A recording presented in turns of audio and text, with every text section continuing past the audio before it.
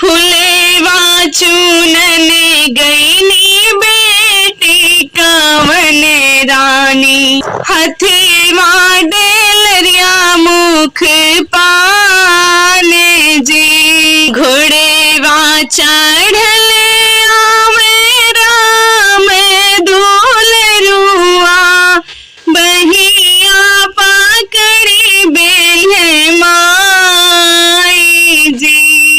छोड़ा छोड़ा मोरे प्रभु मोरे दैनी बहिया, बहिया लप सुकुआरे जी।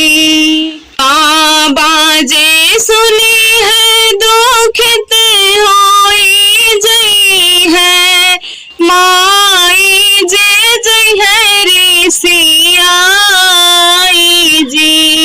फुलेवा चूनन बेटी घर जब लौटी, माई पूछनी एक बात जी। कहवा बीताऊं बेटी ठीक दोपहरिया, कहवा बीताऊं आधी रात जी।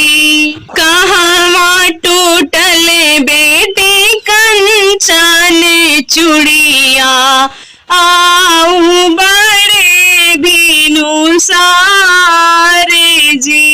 फुलेवा चूनत भइल ठीक दोपहरिया, गजरा बनवत आधी रात जी। शिव के पूजत टूटल कंचन चूड़ी,